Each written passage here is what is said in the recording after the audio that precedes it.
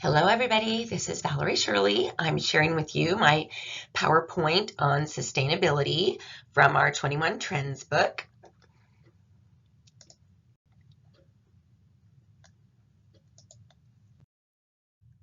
Okay, to start off with, Marx defined sustainable, the adjective sustainable, sustainability, those will be used in my video.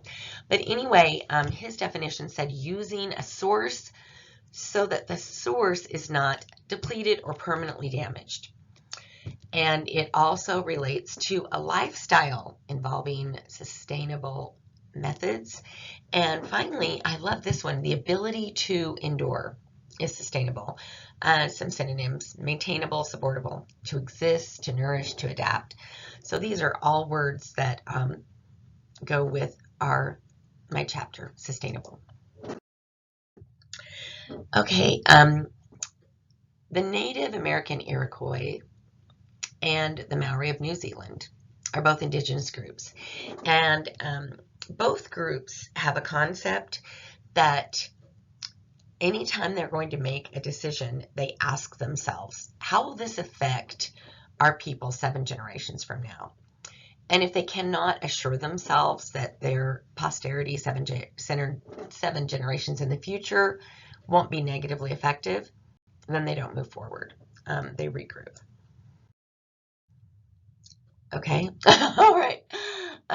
So Marx says there's an urgency in sustainability because it is a part of every issue, every problem, and nearly every walk of life deals with sustainability. And so it deals with our lifestyle, with building communities, operating a business, educational institutions, and social systems. So all of these need to focus on sustainability if they plan to exist in the future. So I'll start with sustainability in building communities.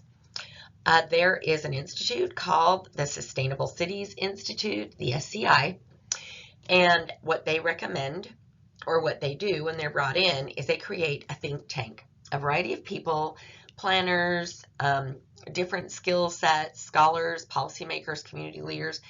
They have all of these people work together to begin planning the community. The team can decide their land zoning, what are we going to have our business zone, where will we have our industrial zone. They can also consider the natural resources that are available to them. How are they going to use them? If they remove some, will they replace them elsewhere? Their efforts to minimize waste and their energy saving efforts, and then also retrofits, because of course we can go into an existing community and say, all right, we need to add some sustainability to this community. What are our goals? So the SCI can be helpful or inspirational for someone to move forward themselves with a think tank. Sustainability in business. There is more to business than just running it. It is believed by many that businesses have an obligation to the society where they reside. They have an obligation to protect the environment. And the World Council for Economic Development talks about economic efficiency of the business, social equity, and environmental accountability. Reflecting on corporate citizenship, it needs to meet the current needs of that corporation, and it doesn't jeopardize future generations' needs, and it doesn't do anything to harm the society. So these are some things we look at when we think about business, and we'll talk more about this in a little bit. All right, so sustainable and sustainability in education institutions. I really love that Marx, especially in this chapter, he projects these things onto when he is relaying them to you as though they're already happening. And I love his optimism in that. and I especially loved it in school and sustainability. So he says that schools are already practicing sustainability, and the teachers are modeling sustainability. There's lesson plans teaching sustainability in the school. Teachers remain current if new information becomes available.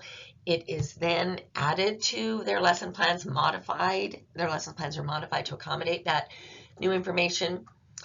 Schools are following the U.S. Green Buildings Council, and colleges and universities are some of the best incubators for sustainable solutions. And so some of the current solutions that are being done, just some of them, are green roofs. Maybe you've seen a green roof. I've seen a few. I'm fascinated by them. So basically, the roof looks like a really pretty park, or the one that I went to tried to mirror the community that it was in. So anyway, these are great. They look heavy to me.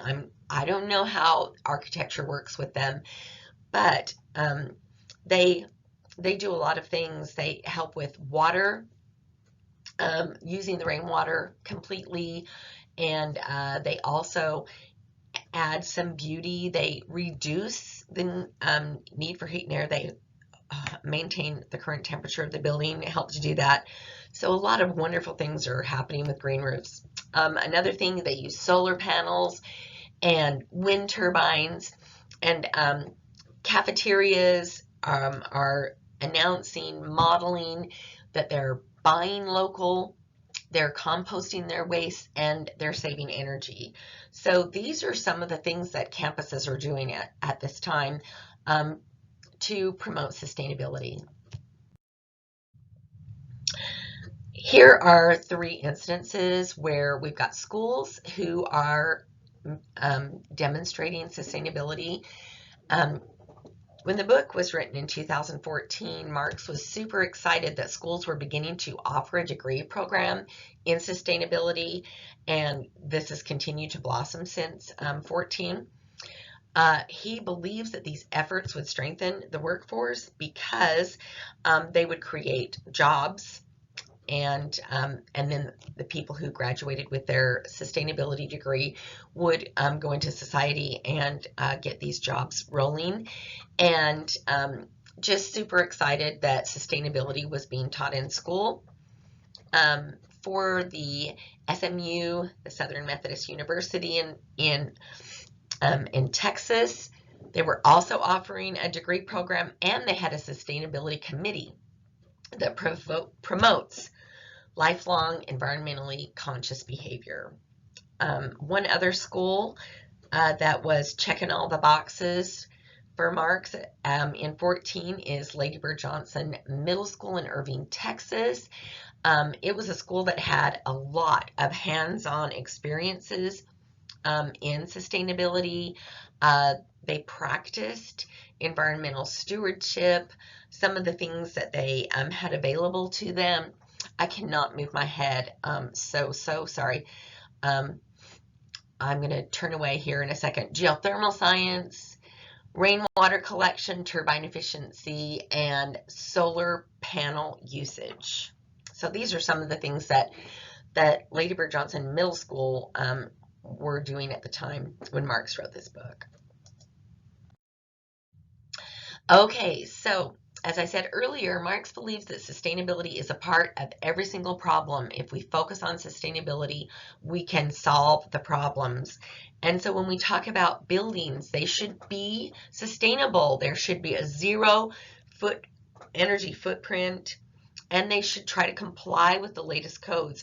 So if these buildings need to go in and retrofit a few things so that they do comply, buildings should be responsible in doing this, and it saves them money. So it's important that they take this into consideration.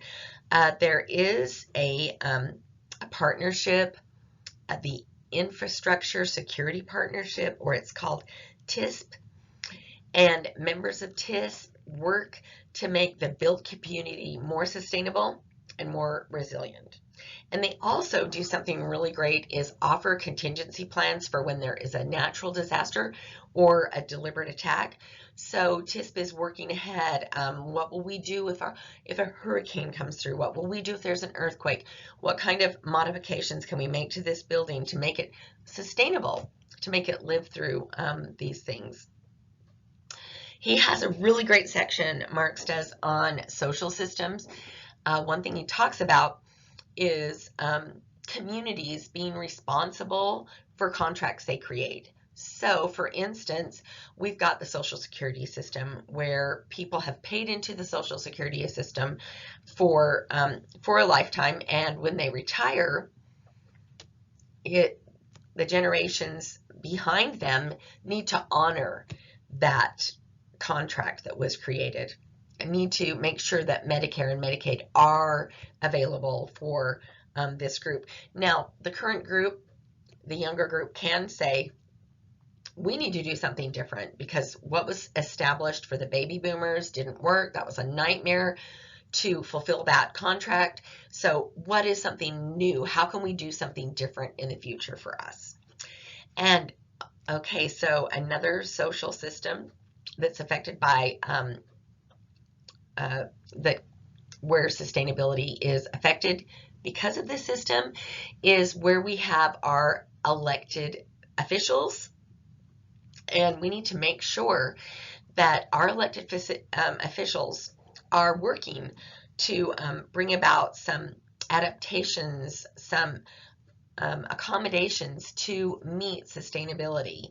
And when that isn't happening with our elected officials, we need to bravely say, this person's not working. Let's choose someone who will focus on sustainability for our community. Sustainability and lifestyle. Marx has a direct quote on page 248. Largely, the survival of our species may depend on our lifestyles, which often reflect an insistence on overpowering the Earth's natural capacity to restore itself. So currently, lifestyles are saying, we don't really care about anyone other than ourselves, and let's use more power than we should. And if it's not sustainable, oh well. And that's not great. And we need to work to make sure that's not happening, because if there's not sustainability planned for, this will happen in its place. All right, so we've got the World Council for Sustainable Development at the WBCSD. This is a great website. You should check it out. Its motto is that businesses are not just for profit. They have a responsibility to take care of people and the planet. This council is made up of political figures. It's made up of community advocates and council people and businesses, and they have established 17 areas that they want to focus on. And so it's really cool. If you go here, you can click on one of the 17 goals, and it'll show you, oh, here are some things that your school can do to support this goal for world sustainability. So that is pretty fun, but they're pretty forward-thinking, hold one another accountable, and have target dates for when these things will be met. All right, I'm going to talk about some sustainability heroes. The first one I talked about in the beginning of the slides, and then the second one we're going to introduce Bill Gates. Well, we know him. We don't need to introduce him, but we'll talk about him. Okay, so Marie Haley. She, once again, is a 7th generation in her genealogical line, and she takes this very seriously. She is very aware of place. She loves her place and wants to do what she can to protect it, to make it better, to make it more sustainable. So she uses her heritage, her occupation and her blog to teach others about sustainability, getting the word out every way that she can. She shares that seventh generation principle, hoping that people make decisions thinking about how is this going to affect 7 generations down the road, how is this going to affect them. And then we've got Bill Gates. In an interview with The Atlantic in 2015, Bill Gates shared these things. Of course, there are more videos, but I love this one, looking for an energy miracle. He starts off by saying 30 years from now, the world is going to consume double the energy it currently does. Just 30 years from now, it will, and it'll overtax the world. And so his solution is all we need to do is just innovate a new energy source. Just make a new energy source. And he said the goals for that energy source are that it's less expensive than carbon fuel, has 0 CO2 emissions, and it's dependable. We can count on it. And he says, yes, a miracle is what we need to have this renewable energy source. So Bill Gates, he states in this interview, I am all about humanity. I'm all about giving to people less fortunate, areas less fortunate, helping them. But we need to start directing a good amount of money to work on this energy miracle that is important to every single one of us, every country on the face of the earth. He pledged $2 billion to look for the energy miracle, and he travels to different countries to get them to pledge money towards the energy miracle as well. So our current goal is in 2030, we have reduced CO2 emissions by 30%. That's the current goal for 2030. There's a distant goal for 2050 that the CO2 emissions will be reduced by 80%. Gates says, forget about the 2030 goal. We need to look at the 2050 and work for it like it's an emergency and get after it. And he says, if that happens, then 2030 is going to take care of itself. We'll exceed expectations in 2030 if we look for 2050. He says miracles happen all the time in science, so it really is not like asking for Santa to bring us a gift. It really can happen in science if it's looked for, if it's worked for. And again, he says, we've got to get started now. One other thing he says is, let's not put our eggs in one basket. Let's look at what's happening in different areas that are available to us now, like the solar panels and wind turbines. Let's look at that and see how we can make that better. So, in closing, sustainability requires work and responsibility. It can be time-consuming and it can be inconvenient. However, as education leaders, it should be a part of every discussion we have. Anywhere where we can tuck it in, where we can possibly tuck it in, we should bring it up. It was worded better than what I said. It should be a part of our discussion whenever possible. And so, you know, as education leaders, we can discuss, here comes an upcoming event. How can we recycle at this event? How can we save water? And how can we save energy? And when that's happening, model that behavior so that others can see it and be inspired by it. Another thing is that modeling behavior is so much more effective than monitoring behavior. When there's somebody who is the sustainability police making everybody feel bad, that always backfires.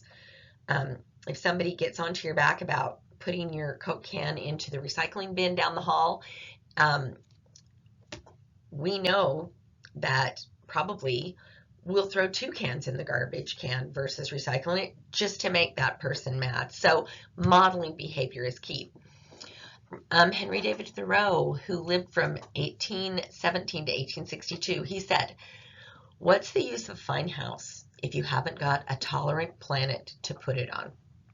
How forward-thinking was that? Gary Marx said in the sustainability chapter, "While we might follow the environmental arguments of our favorite political commentators, nature keeps right on following the laws of science." And so, again, if we have a political commentator who is making a big noise about something, a dumpster fire, that takes our mind off from 7 generations from now. And so we need to do everything we can to recognize what we want from our world and not be caught in the little arguments that our political commentators bring up. So anyway, here's my We're Excited page. I really loved this interview in the Atlantic 2015 with Bill Gates. You would enjoy it as well. Here is the website for Haley and her blog, the seventhgeneration.org blog. Very interesting. I absolutely love it and love all the people responding to her. Of course, I have the book. Here is, this is the WBC SD, and that's where you can go to look at the 17 goals that they have for the planet, and that's where you can, as a family or as a community or as a school district, try to help with some of the goals that are already in action. So anyway, that is the end of my presentation. Thank you so much for your time. Bye-bye.